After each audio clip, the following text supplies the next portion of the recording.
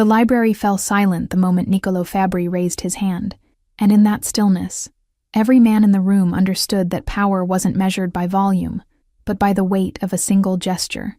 The shelves towered like sentinels around them, holding secrets in leather bindings that had witnessed generations of similar conversations, similar promises made in shadows. Outside, Providence stretched across its ancient hills, the Atlantic wind carrying salt and whispers through streets that remembered when this city was built on trade routes and unspoken agreements. The night pressed against windows framed by curtains heavy enough to muffle screams, though nothing so crude had happened here in years. Elisa Corelli moved along the far wall with practiced invisibility, her cloth barely making sound against the mahogany surface as she worked.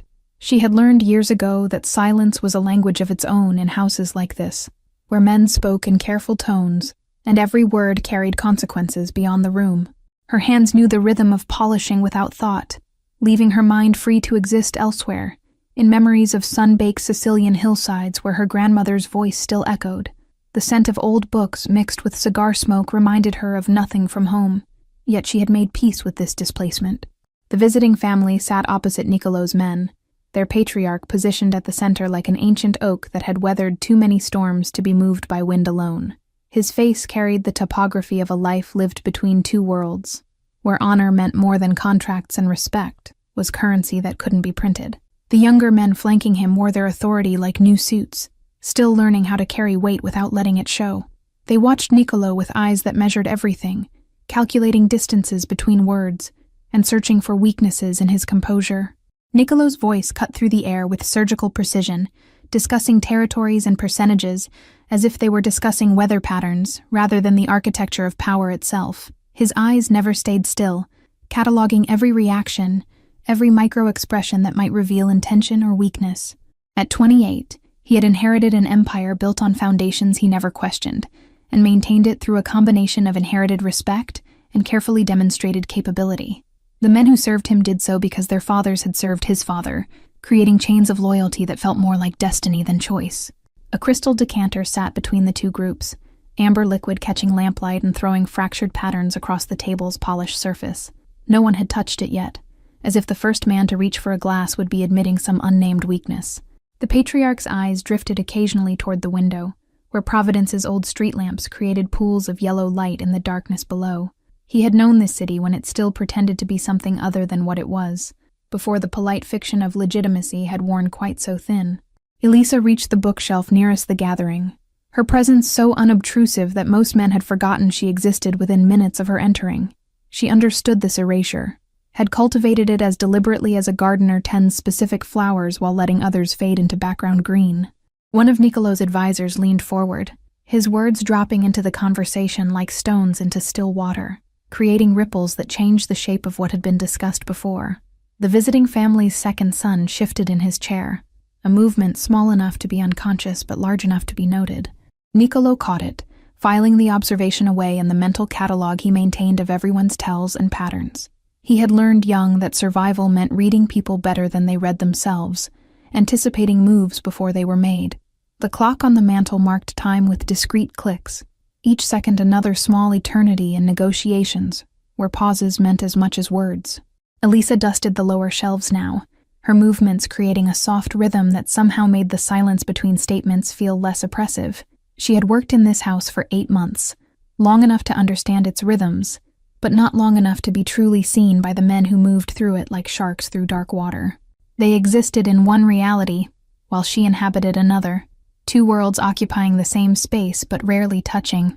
The patriarch finally spoke, his voice carrying an accent that hadn't been softened by decades in America, each word weighted with consideration.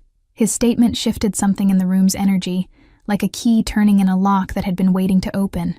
Niccolò responded immediately, his Italian flawless and formal, the kind taught by expensive tutors who had never set foot in the villages where the language was born. He laid out terms with the confidence of someone who had never been told no by anyone who mattered, whose world had always bent to accommodate his expectations. Elisa moved toward the side table where empty glasses waited to be collected, her soft-soled shoes making no sound against the Persian rug that had cost more than her entire year's salary. As she reached for a glass, one of the younger visiting men asked her something in rapid Italian, his tone casual, almost dismissive.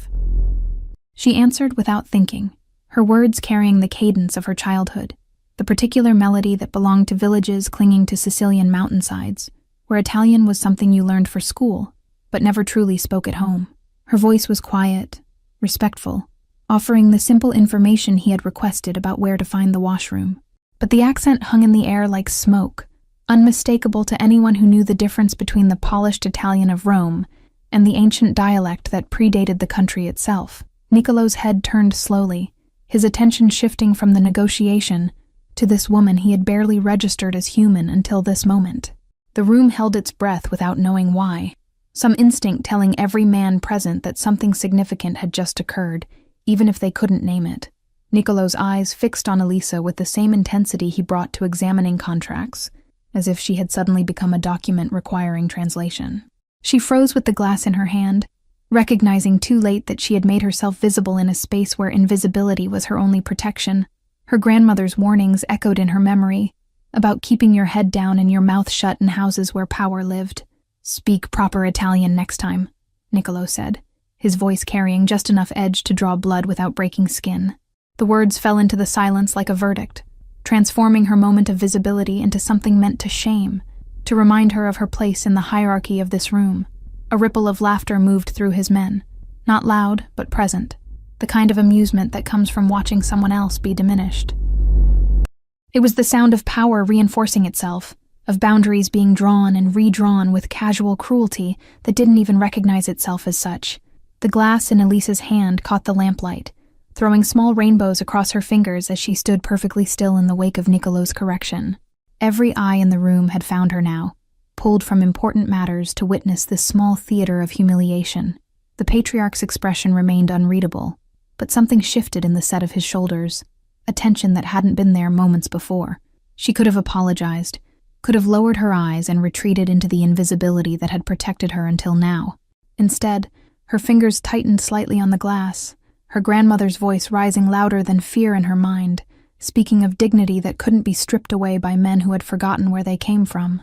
The younger men around the table wore smiles that didn't quite reach their eyes, performing amusement because their boss had made a joke, and jokes required audiences. They were men who had learned to laugh on command, to mirror the emotions of whoever held the most power in any given room. Niccolo returned his attention to the document spread before him, already dismissing the interaction as resolved, the small disruptions smoothed over and forgotten. He reached for his pen with the confidence of someone who had never doubted that his words would be obeyed. That correction was the same as compliance. But Elisa didn't move toward the door, didn't lower her head, or mumble apologies in the proper Italian he had demanded. Her hand set the glass down with deliberate care, the small sound of crystal meeting wood somehow louder than it should have been. The cloth she had been using lay folded over her arm, and she smoothed it once with her free hand, a gesture that looked like nervousness, but was actually preparation. Her heart beat against her ribs like a bird testing the bars of its cage, but her breathing remained steady. She had spent 8 months being invisible, 8 months swallowing words that tasted like ash, 8 months pretending that silence was the same as peace. But there were some things that couldn't be swallowed anymore, some moments where the cost of speaking became less than the cost of staying quiet. The air in the library seemed to thicken, molecules pressing closer together as Elisa drew breath to speak. Her eyes remained fixed on the table she had been cleaning, not meeting Niccolo's gaze, not challenging anyone directly, but not retreating either. When the words came, they came in the language her grandmother had whispered to her at night, the dialect that had survived invasions and empires and the slow erosion of time itself. Meglio parare con l'arma con la lingua finta. The Sicilian rolled off her tongue like water finding its ancient path down mountainsides, each syllable carrying weight that polished Italian could never hold. It was the voice of stone villages and olive groves, of women who had buried husbands and raised children alone, of survival that looked like surrender until you understood what it cost. Niccolo's pen stopped moving across the page, suspended in mid-signature as if the ink itself had frozen. The younger men's smiles died like candles in wind, their faces shifting from amusement to confusion, to something that might have been recognition of their own error. Better to speak with soul than with a fake tongue. The translation existed somewhere in the space between her words and their understanding, not needing to be spoken aloud to be felt. The patriarch's weathered hands, which had been resting loosely on the table, slowly curled into fists, Not with anger, but with something deeper. One of the visiting family's men leaned forward slightly, his eyes widening with the shock of hearing his childhood's language in this American mansion, where everything had been polished smooth and made acceptable. The dialect was a key turning in a lock he had forgotten existed, opening doors to rooms he thought he had sealed forever. The clock's ticking suddenly seemed obscene in its persistence, marking time that should have stopped entirely for a moment like this. Niccolò's eyes remained fixed on the documents before him, but his stillness had changed quality, becoming the stillness of a predator that had just realized its prey might have teeth.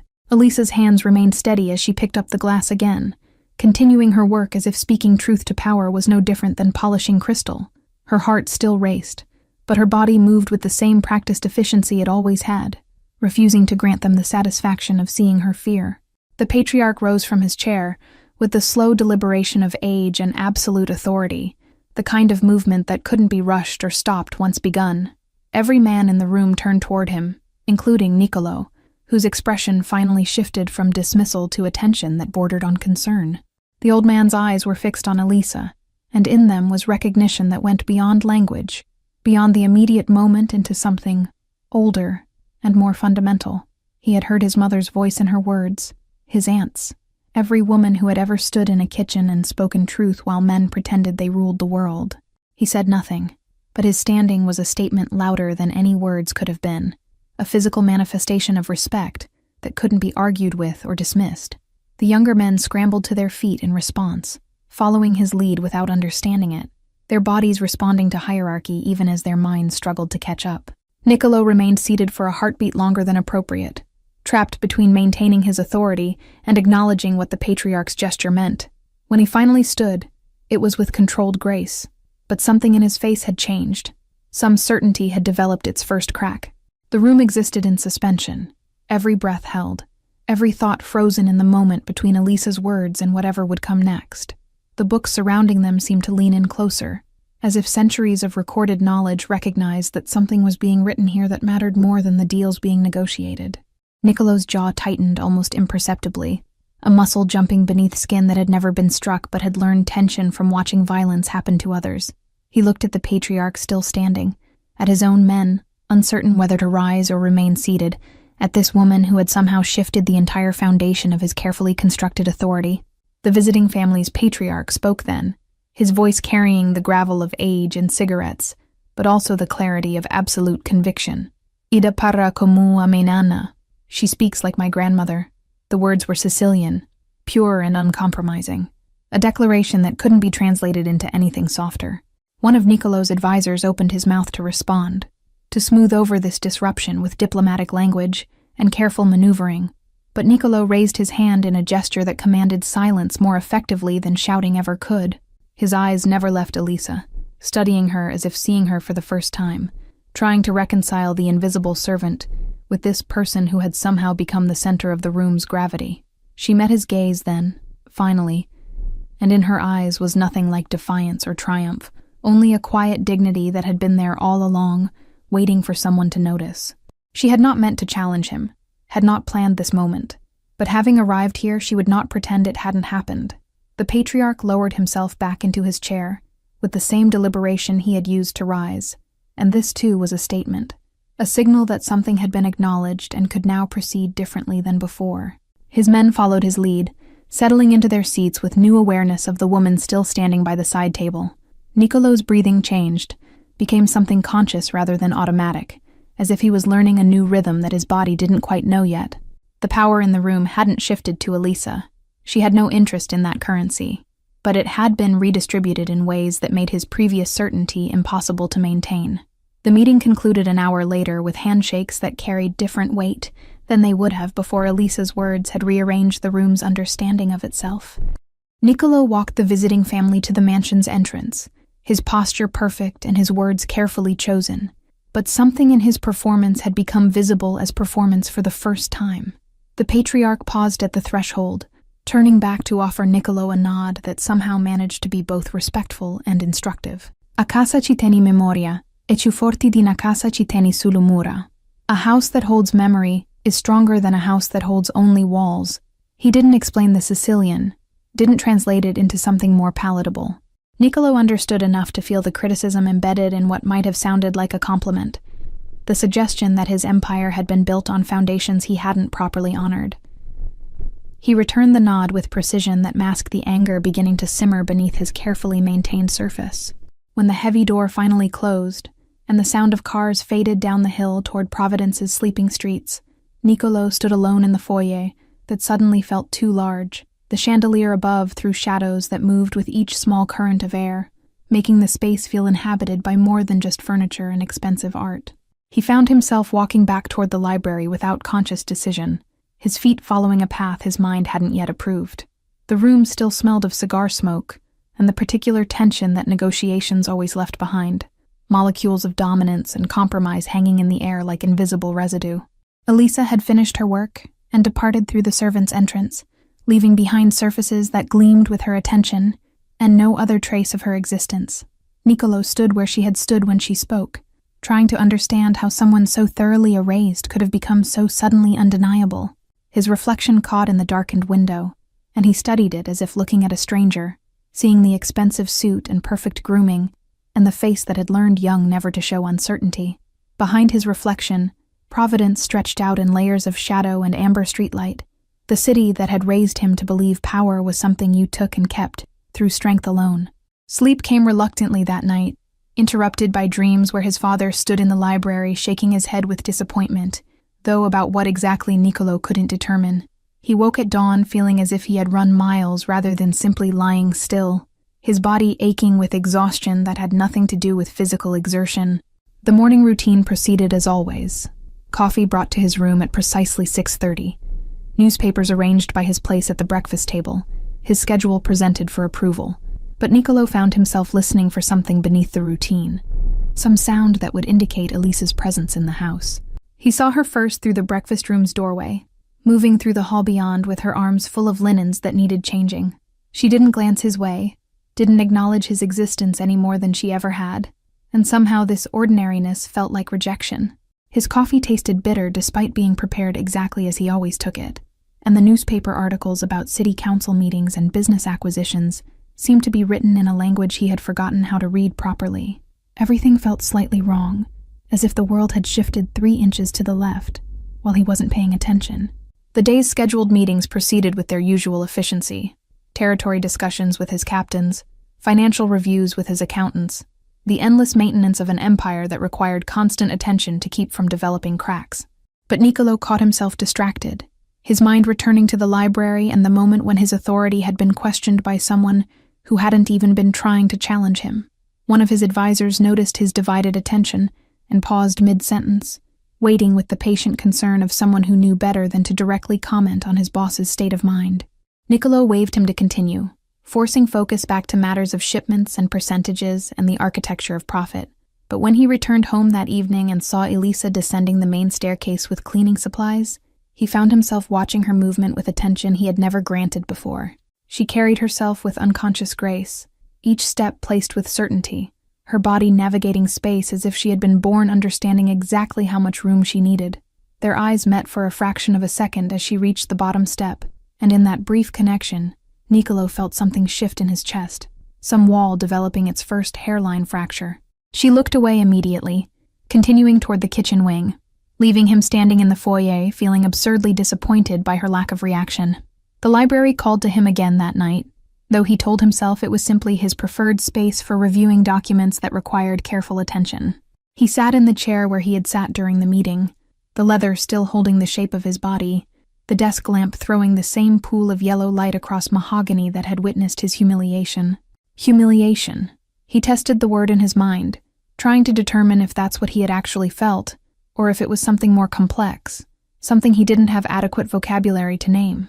The books surrounding him seemed to mock his lack of understanding, all these volumes filled with words and none of them offering the explanation he needed. Morning light filtered through the mansion's tall windows in geometric patterns that shifted as the sun climbed higher, marking time in gold rectangles that crawled across floors Elisa had polished until they reflected light like dark water. She moved through the house's rhythm with the same efficiency she always had, but something in her awareness had sharpened, some antenna now tuned to frequencies she had previously ignored. Niccolo began appearing in rooms where he had no practical reason to be. The second-floor hallway when she was dusting portraits. The conservatory when she watered plants that his mother had cultivated before her death. He never spoke to her directly, never acknowledged her presence with more than the absence of acknowledgement he had always offered. But his attention was a physical thing she could feel against her skin. She understood what he was doing without him needing to articulate it. This careful study that men of power conducted when they encountered something that didn't fit their existing categories. He was trying to solve her like an equation, to reduce her to components he could name, and therefore control. The other staff noticed his new pattern, and drew their own conclusions, whispered theories exchanged in the kitchen over morning coffee, about what the boss's interest might mean for the quiet Sicilian woman who had never caused trouble. Their eyes followed her with mixture of envy and concern, wondering if she understood the danger of being seen. But Elisa had grown up in a village where being female meant learning to navigate male attention like sailors learned to read weather, understanding which storms could be weathered and which required immediate shelter. She recognized Niccolò's observation as something different than the predatory interest she had learned to deflect, something more confused, and therefore potentially more dangerous. 3 days after the meeting, she encountered him in the library while returning books to their proper shelves, volumes he had pulled for some research and abandoned without reshielding. He sat at the desk with papers spread before him, but his eyes tracked her movement with focus that had nothing to do with documents requiring signature. "You've worked here 8 months," he said suddenly, the words dropping into silence like stones into still water. His voice carried no particular inflection, just statement of fact that somehow felt like question. Elisa paused with a leather-bound volume in her hands, its weight familiar and grounding against the strangeness of being directly addressed. "Yes, sir." Her English carried the same accent her Italian did, melody shaped by different rules than the sharp consonants of American speech. He waited as if expecting her to elaborate, to fill the silence with explanations or apologies or whatever it was he thought women in her position should offer men in his. When she simply returned to her task, sliding the book into its designated space with careful precision, his expression shifted to something that might have been frustration, or might have been curiosity about his own frustration. Where in Sicily? The question came after a pause long enough that she had assumed the conversation was finished, her attention already moving to the next volume needing replacement. "A village you wouldn't know, sir. Near Corleone." She offered the information without embellishment, understanding that this too was a kind of test, though what exactly he was testing for remained unclear. Something flickered across his face at the village name, recognition of the reputation that preceded any mention of that region, the associations with blood and code and a particular flavor of honor that Americans had turned into mythology. His grandfather had come from somewhere near there, she knew from overheard conversations, though his family had spent 3 generations pretending their roots were planted in more respectable soil. "My grandmother spoke the way you speak," he said finally, the admission costing him something she could see in the tension of his jaw, before she learned better. Elisa turned to face him fully then, the remaining books forgotten in her arms, her eyes meeting his with directness that probably violated every rule about how staff should interact with employers. "She didn't learn better, sir. She learned different. Better and different aren't the same thing." The correction was gentle but unmistakable, offered in tone that somehow managed to be both respectful and completely unwilling to concede the point. Niccolò's hands flattened against the desk as if he needed to brace himself against the simplicity of her logic, the way it cut through generations of his family's careful self-invention. He opened his mouth to respond, but Elisa had already turned back to her work, the moment of direct engagement closed as decisively as a door. She finished shelving the remaining books with movements that suggested his presence had already been forgotten, though her heart beat fast enough to make her breath shallow. When she left the library 10 minutes later, Niccolò remained at the desk with his papers still unsigned, staring at the space where she had stood, as if it contained answers to questions he hadn't known he was asking. The afternoon light had shifted, gold rectangles now climbing the western wall, time moving forward whether he was ready or not. That evening, he canceled a meeting with his accountants, and instead sat in the conservatory where his mother's plants grew wild and beautiful under Elisa's care. He watched through the window as she crossed the courtyard below, her arms full of laundry that needed hanging, her figure small against the backdrop of Providence's layered architecture. The days developed a pattern that was not quite routine, but not quite chaos either, something in between where Niccolò found himself arranging his schedule around glimpses of Elisa's presence. He told himself it was simply curiosity about someone who had managed to surprise him, intellectual interest in understanding how she had achieved what no one else had dared attempt. But late at night, when the mansion settled into its sleeping rhythms, and he lay awake, listening to the house breathe, he knew the truth was more complicated than curiosity. She had opened a door in him that he hadn't known was locked, revealed rooms in himself that he had been taught to wall off and ignore. His captains noticed the change in him, though they couldn't name its source. The way his attention sometimes drifted during discussions that should have commanded his complete focus. They exchanged glances that carried concern about their boss's distraction, wondering if some threat they hadn't identified was consuming his thoughts. Niccolo's decisions remained sound, his judgment still sharp on matters of territory and profit, and the careful balance of fear and respect that kept his empire stable. But something in his certainty had softened at its edges, become permeable to doubt in ways that would have been unthinkable a month before. He began leaving books open on the library desk, volumes about Sicily's history and culture, its dialect and customs, and the particular codes of honor that had governed life in villages where government was something that happened elsewhere.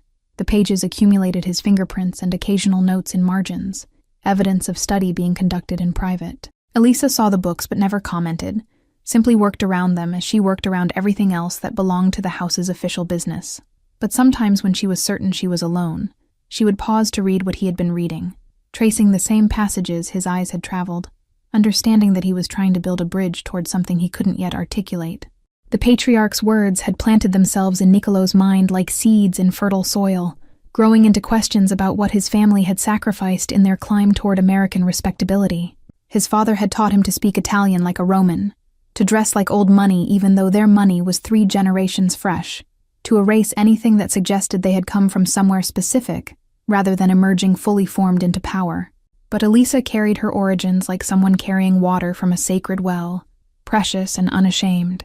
And in her lack of apology was an implicit criticism of everything his family had worked to become. She suggested through her mere existence that something valuable had been lost in translation, that the language his grandmother had forgotten might have contained wisdom worth preserving. One afternoon, Niccolo found himself in the kitchen where staff took their meals, a space he normally never entered because crossing that threshold suggested interest in the machinery rather than just its outputs. The cook startled at his appearance, nearly dropping the vegetables she was chopping, her face going pale with assumption that she had done something wrong. "I'm looking for Miss Corelli," he said, the formality of using her surname feeling strange in his mouth when he had spent months thinking of her simply as the Sicilian girl, if he thought of her at all. The cook pointed toward the garden with a knife still in her hand, her relief at not being the subject of his visit visible in how her shoulders dropped from their defensive hunch. Niccolo nodded his thanks and moved toward the door, aware that this conversation would be all over the staff quarters within the hour, transformed into speculation and theory. He found Elisa among the herb garden his mother had planted 20 years before, her hands working soil around basil plants that needed thinning. She wore gloves that had seen better days, their fingers stained with seasons of earth, and her hair was tied back with a simple ribbon that had probably cost less than the buttons on his shirt. She looked up at his approach but didn't rise, didn't perform the deference that others offered automatically to his presence. "The basil will be ready for cutting next week," she said, as if he had come to inquire about kitchen supplies rather than for reasons he couldn't quite name. "I wanted to apologize," Niccolo heard himself say, the words arriving without his conscious decision to speak them, "for what I said during the meeting. It was disrespectful." Elisa's hands paused in their work, dirt falling from her gloves in dark crumbles that dissolved into the soil below. She studied him with eyes that seemed older than her years, weighing his words for sincerity, or calculating whether honesty was worth the risk of offering it. "You weren't disrespectful to me, sir. You were disrespectful to your grandmother, to everyone who came before you, speaking the way they knew how to speak." Her voice remained gentle despite the criticism embedded in observation, offering him truth without malice. The statement hit him with physical force, like taking a punch he hadn't seen coming, knocking breath from his lungs and leaving him struggling to regain equilibrium. No one spoke to him this way, with honesty unvarnished by fear or strategy, words meant to illuminate rather than manipulate. He stood there in the garden with afternoon sun warm on his shoulders, and the smell of herbs rising from earth she had tended, feeling more lost than he had felt since childhood. The empire he commanded, the respect he demanded, the power he wielded, all of it suddenly seemed beside the point, currency that couldn't purchase what he was beginning to realize he wanted. 3 weeks passed before the visiting family returned. 3 weeks during which Niccolò found himself practicing Sicilian phrases in the privacy of his bedroom like a schoolboy preparing for examinations. He used the books as guides, but found the written words inadequate for capturing the music he remembered from his grandmother's voice before she had been trained into silence. The house staff prepared for the meeting with the same efficiency they brought to all such occasions, but Elisa moved through her preparations with awareness that this gathering would be different than the last. She had been asked specifically by Niccolò to be present in the library during the negotiations, a request delivered through the head housekeeper, because he still hadn't learned how to speak to her directly about anything that mattered. The invitation itself was unprecedented, elevating her from invisible servant to someone whose presence was specifically required, and the other staff didn't know whether to be envious or concerned on her behalf. She accepted the assignment with the same calm she brought to everything, though her hands trembled slightly as she pressed her uniform that evening. The visiting family arrived at dusk, their cars climbing the hill toward the mansion through streets where gas lamps were just beginning to flicker to life against the gathering darkness. Providence looked particularly beautiful in that hour, suspended between day and night, its old bones showing through modern skin. The patriarch emerged from the lead car moving with the same deliberate authority he had displayed during their first meeting, but his eyes swept immediately toward the mansion's entrance, with what might have been anticipation. His sons flanked him in formation that spoke of protection and succession, the younger generation learning how power was transferred through observation and proximity.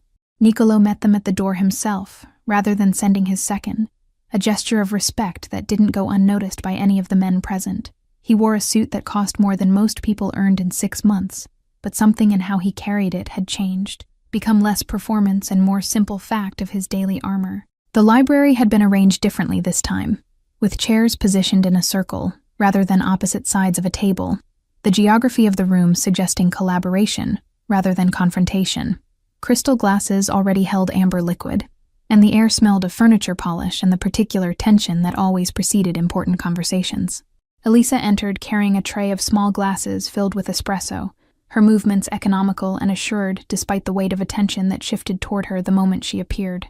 The patriarch's face transformed at the sight of her, lines rearranging themselves into something that resembled joy, as if she had confirmed some theory he had been hoping to prove. She served each man with practiced grace, starting with the patriarch out of instinct for hierarchy that needed no instruction, then moving through his sons, and finally to Niccolò's men. When she reached Niccolò himself, their eyes met for a heartbeat longer than necessary, some wordless communication passing between them that the room registered without understanding. "Grazie, signora," Niccolò said, his Italian carrying less polish than before. Consonants softened toward the shapes his grandmother would have recognized. The formality of calling her signora rather than signorina was deliberate, offering respect that transcended her unmarried status, and acknowledged something deeper. Elisa's lips curved in the smallest suggestion of a smile, acknowledgement without commentary, and she inclined her head in response, before stepping back to her position near the door. She didn't leave the room as she had during the previous meeting, instead remaining present as witness to whatever would unfold. The negotiations began with discussion of territories and cities Elisa had never visited, percentages of profits from businesses she could barely imagine, the architecture of cooperation between families who had been enemies in the old country. But the language of the discussion had shifted. Italian now mixed freely with Sicilian phrases that carried meanings standard Italian couldn't quite capture. The patriarch leaned back in his chair with espresso cup cradled in his weathered hands, watching Niccolò with eyes that measured growth rather than threat. "Vedisti come a terra cangia," he observed to no one in particular. "You've seen how the land changes." The words applied to Providence and its evolution, but also to something more personal that everyone in the room understood without explanation.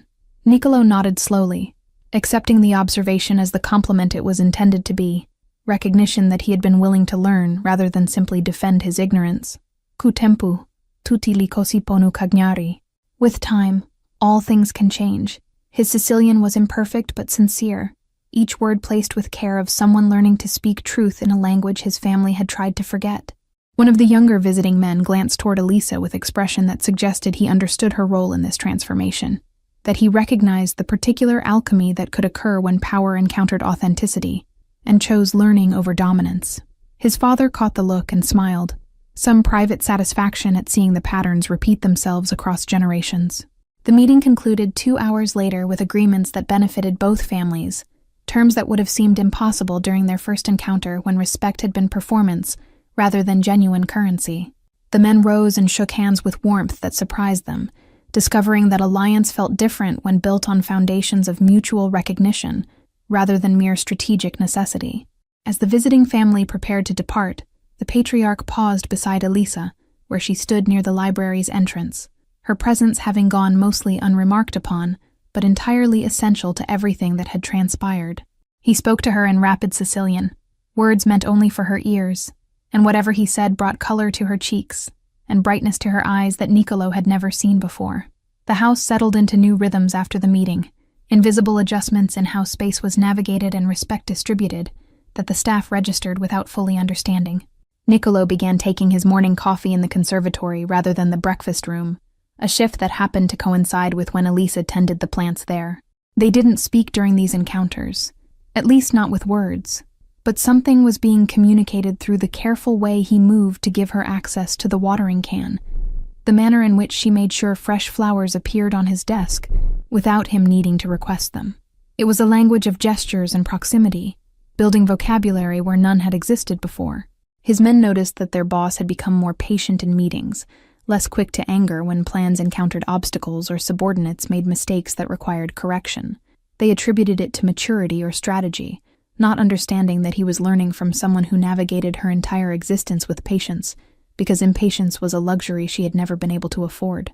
The books in the library multiplied, volumes about Sicilian history and culture joined by poetry and dialect, and memoirs from people who had lived the kind of life his family had erased from their official story. Niccolò read late into the night, trying to recover what had been deliberately lost, building bridges toward understanding that felt both like coming home and discovering foreign country. Elisa found notes sometimes, tucked into the books she was shelving, questions written in his careful handwriting about phrases or customs he didn't understand.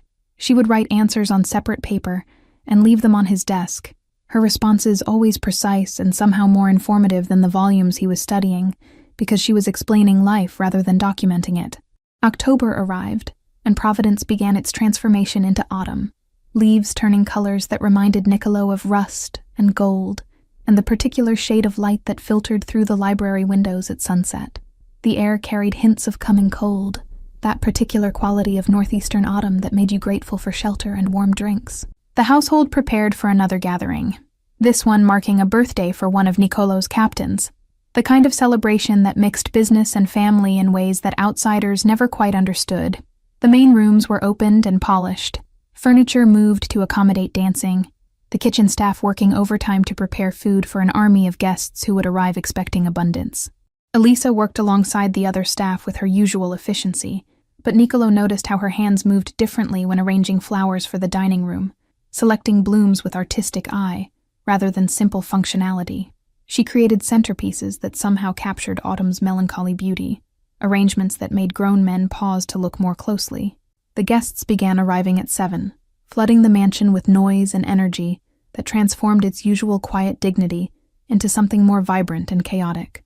Niccolò moved through the crowd receiving respect and offering greetings, his performance flawless as always, but his attention kept drifting toward the edges of the gathering where staff moved like shadows, keeping everything flowing smoothly. He saw Elisa in the hallway carrying a tray of empty glasses back toward the kitchen, her figure small against the backdrop of people celebrating their power and prosperity. Something in the contrast made his chest tighten, awareness of all the ways his world was built on the invisibility of people like her, people who made everything possible while receiving none of the credit. Later, when the party had reached its peak and the dancing had begun, Niccolò stepped out onto the terrace where the autumn air provided relief from the overheated interior. He stood looking out over Providence's lights. The city spread below like jewelry scattered on dark velvet, and didn't hear Elisa approach until she was beside him with his coat that he had left inside. "You'll catch cold, sir," she said quietly, offering the garment with the same practical care she brought to all her duties. But there was something different in her voice tonight, some softness that hadn't been there before. He took the coat, but didn't put it on, holding it instead like a shield or possibly a white flag. "Elisa," he said, using her given name for the first time, the syllables feeling both foreign and perfectly right in his mouth. "Will you teach me to speak properly?" The question hung between them in the cold air, meaning more than its surface suggested, asking for permission to continue the education he had begun with books, but needed a living teacher to complete. She studied his face in the dim light spilling from the windows, weighing sincerity against all the reasons to refuse.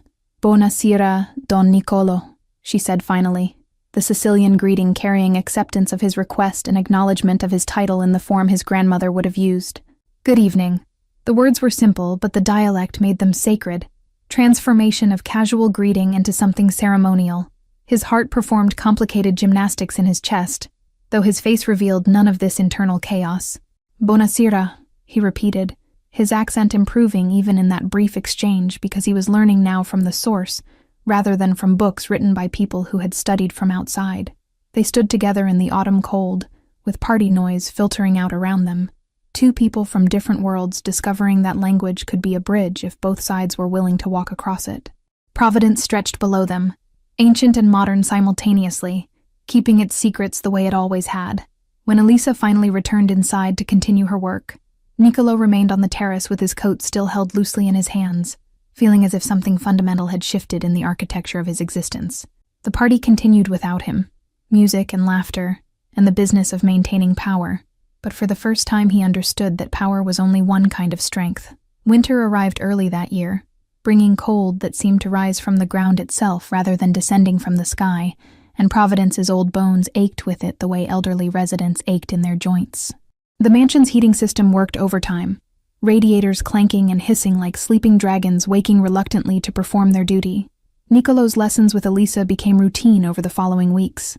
Stolen moments between her duties when he would find her in empty rooms and ask about phrases or customs, building his vocabulary one word at a time. She was patient teacher, correcting his pronunciation without judgment, explaining context that books couldn't capture because they lived in gesture and tone rather than text. His men noticed the change in how he spoke, the way Sicilian phrases had begun infiltrating his Italian, softening its Roman formality into something earthier and more honest. They didn't comment directly, understanding instinctively that this transformation was connected to the quiet woman who had somehow become essential to their boss's daily routine. The other families noticed too, word spreading through networks of connection and communication, that Nicolo Fabri had started speaking like his grandfather again, that he had stopped pretending his people had emerged from nowhere and acknowledged the rocky soil that had grown them. Some viewed it as weakness, this admission of origin, while others recognized it as the particular strength that comes from knowing exactly where you stand. Christmas approached, and the mansion was decorated with evergreen branches that filled the air with pine scent and memories of forests that none of the current residents had ever walked through. Elisa wove the branches into wreaths with hands that knew the patterns from childhood, creating beauty from simple materials because that's what women in her village had always done when celebration required more than they possessed. Nicolo watched her work from the library doorway, observing how her fingers moved with certainty, born from repetition, muscle memory carrying knowledge that couldn't be taught through books or formal instruction. She had tied back her sleeves to keep them clear of pine sap, revealing forearms marked with small scars from years of work that required physical labor. "My grandmother made wreaths like that," he said quietly, the memory surfacing from somewhere deep, a place where his childhood still existed before it had been trained into something more acceptable. She would sing while she worked. Elisa's hands paused briefly, then continued their weaving as she began to hum a melody that Nicolo recognized from some locked room in his memory, a tune his grandmother had sung before she learned to be quiet. The sound filled the space between them, bridge made of music rather than words. He found himself humming along, the tune coming back to him note by note, his voice rusty from disuse but finding its way through the melody like water finding its downhill path. When the song ended, they stood in silence that felt comfortable rather than awkward, two people discovering they spoke the same language of memory and loss. "She would have liked you," Nicolo said finally, the admission costing him something but feeling necessary anyway. "My grandmother, she would have recognized you as kin." Elisa met his eyes directly, the green of her irises catching light from the window and holding it. "Maybe she sent me here," she suggested softly, offering possibility that was either fantasy or faith depending on how you chose to interpret it, to remind you of what you knew before you learned to forget. The statement settled between them with weight of truth that couldn't be argued with, and Nicolo felt something in his chest unlock, some final resistance releasing its hold. He had spent years building walls around parts of himself that didn't fit the image he was supposed to maintain, and this woman had managed to dismantle them not through force, but through simply existing with integrity, intact. Another gathering was scheduled for New Year's Eve, this one bringing together multiple families to mark the year's ending and new beginnings that would arrive with January. The preparation was more elaborate than usual, the mansion transformed into setting worthy of the occasion, every surface polished until it reflected light like water. The visiting patriarch arrived early, claiming age as excuse for avoiding the crush of later crowds, but Niccolo suspected the real reason was desire for conversation, away from the performance that public gatherings required. They sat in the library with glasses of wine that cost more than most people's monthly rent, discussing territories and alliances in language that mixed business with philosophy. "You've changed," the old man observed without preamble, his directness a privilege of age and earned respect. "Found something you were missing, maybe, or remembered something you'd forgotten." Niccolo nodded slowly, accepting the observation without deflection or false humility. "I had good teachers," he said simply, the plural encompassing both the woman who had challenged him and the patriarch whose recognition had forced him to question his assumptions. The old man smiled, lines rearranging themselves into expression of satisfaction that went beyond simple pleasure. "A forti nun e cu comanna, ma cu sapi quando ascoltare." The strong one isn't who commands, but who knows when to listen. The Sicilian flowed from him like water from deep wells, carrying wisdom accumulated over decades of surviving in worlds that tried to erase people like him. When the other guests began arriving, transforming the mansion into carnival of celebration and strategic conversation, Niccolo moved through the crowd with grace that had become more genuine and less performed. He greeted each arrival with appropriate respect, conducted business discussions with usual acuity, but something in his presence had shifted toward authenticity that people registered without fully understanding. Elisa worked the edges of the gathering as always, ensuring glasses stayed filled and empty plates were cleared, her presence unmarked by most but essential to everything flowing smoothly. But when she passed near where Niccolo stood talking with his captains, he turned to include her in the conversation with gesture that transformed her from invisible servant to acknowledged person. "Buonasera, Elisa," he said in front of everyone, the Sicilian greeting deliberate and public, declaration of respect that couldn't be misinterpreted. The conversation paused, his men registering this unprecedented acknowledgement, with expressions ranging from surprise to cautious approval. She met his eyes with that characteristic directness that had first unsettled him, inclining her head in response. "Buonasera, Don Niccolo," she replied, her voice carrying quiet dignity that needed no amplification to command attention.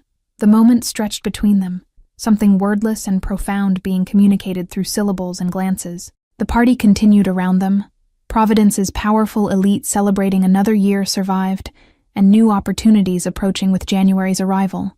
But Niccolo remained aware of Elisa's presence with attention that had become habitual. She moved through the crowd like current moving through water, essential but unseen, except by those who knew how to look for it. And he had learned to look. When midnight approached and the countdown began, Niccolo found himself on the terrace again despite the bitter cold, needing air and space away from the performance that celebration required. The city spread below like constellation fallen to earth, lights marking where people made their lives among Providence's ancient streets. Elisa appeared beside him with his coat again, this tradition having established itself between them, her presence both expected and somehow always surprising. She didn't speak, simply stood looking out over the city that had become home for both of them, despite coming from such different places. "Thank you," Niccolo said as the count reached its final numbers, fireworks beginning to bloom over the harbor in colors that briefly turned night into day, "for teaching me to speak again." She turned to look at him, and in her eyes was understanding that went beyond language, recognition of all the ways he had transformed since that first meeting when his arrogance had tried to diminish her. "You already knew how to speak, Don Niccolo. You just needed to remember that some words matter more than others." The new year arrived with explosions of light and sound, Providence celebrating survival and continuation, while Niccolo and Elisa stood together in the cold, two people who had found unexpected common language in a world that tried to keep them separate. Below them, the city that had raised them both, him to power, her to service, continued its ancient breathing, keeping secrets and witnessing transformations it would never speak aloud. Inside, the party would continue for hours more, Business being conducted between toasts and strategic alliances being formed on dance floors, the machinery of power maintaining itself through celebration and careful negotiation. But out here in the cold, with providence stretched below like promise or threat depending on your perspective, two people stood learning that respect was a language spoken through actions more than words, and that sometimes the most powerful thing you could do was simply listen when someone spoke truth in their own tongue. Thank you all for following this story. If you've enjoyed it, please write in the comments where you're watching from, and don't forget to like, subscribe, and share this video. Your support means everything, and helps me continue bringing you stories about respect, dignity, and the unexpected ways people find common ground. See you in the next one.